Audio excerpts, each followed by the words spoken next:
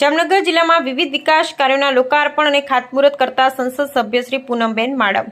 ગ્રામ્ય વિસ્તારોમાં પાયાની તમામ સુખ સુવિધાઓ મળી રહે તે માટે અવિરત વિકાસની કેન્દ્ર અને રાજ્ય સરકારની નેમ સંસદ સભ્ય શ્રી પૂનમબેન માડમ જામનગર જિલ્લાના લાલપુર અને તાલુકાના જુદા જુદા વિસ્તારોમાં જન સુવિધાઓના વિકાસ કાર્યનું જામનગર અને દેવભૂમિ દ્વારકા જિલ્લાના સંસદ સભ્ય શ્રી પૂનમબેન માડમના વરદ હસ્તે લોકાર્પણ અને ખાતમુહૂર્ત કરવામાં આવ્યું હતું, જેમાં જામનગર જિલ્લાના લાલપુર ખાતે ₹37 લાખના ખર્ચે તૈયાર થયેલ નાગરિકોના આરોગ્ય માટે સુવિધા સજ્જ પેટા આરોગ્ય કેન્દ્રનું 3 લોકાર્પણ કરવામાં આવ્યું। ભારત સરકારના સેન્ટ્રલ રોડ ઇન્ફ્રાસ્ટ્રક્ચર ફંડમાંથી ₹10 કરોડના ખર્ચે સાકાર થનાર લાલપુર મોટા ખડબા રોડના રિસર્ફેસિંગ કામનું ખાતમુહૂર્ત કરવામાં આવ્યું। આ પ્રસંગે જન સુવિધાના નિરંતર વ્યાપના આદરણીય પ્રધાનમંત્રી શ્રી નરેન્દ્રભાઈ મોદીના સમર્પિત સેવા સૂત્ર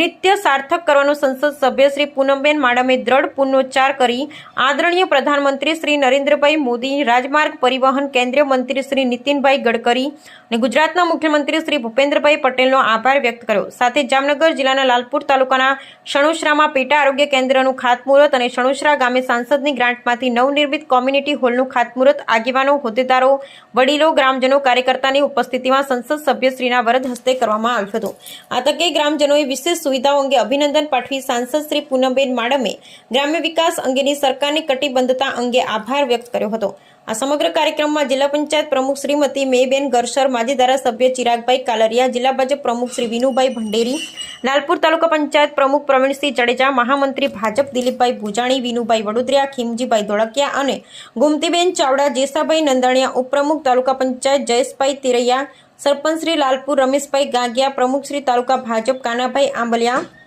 માર્કેટિંગ યાર્ડ ચેરમેન શ્રી તથા મુખ્ય જિલ્લા આરોગ્ય અધિકારી અને સ્થાનિક આગેવાનો, તાલુકા પંચાયતના સભ્યશ્રીઓ, ગ્રામજનો ઉપસ્થિત રહ્યા હતા। જામનગર જિલ્લાના લાલપુર તાલુકામાં વિવિધ વિકાસ કાર્યોના લોકાર્પણ ખાતમુહૂર્ત કાર્યક્રમો પૂર્વ જમ્મુ કાશ્મીરના પહેલગામ ખાતે આતંકવાદી હુમલાના ભોગ બનેલા હતભાગી સર્વે મૃતકોની આત્માની શાંતિ માટે મૌન પાળી સૌના આત્માની સદગતિને પ્રાર્થના કરવામાં આવી।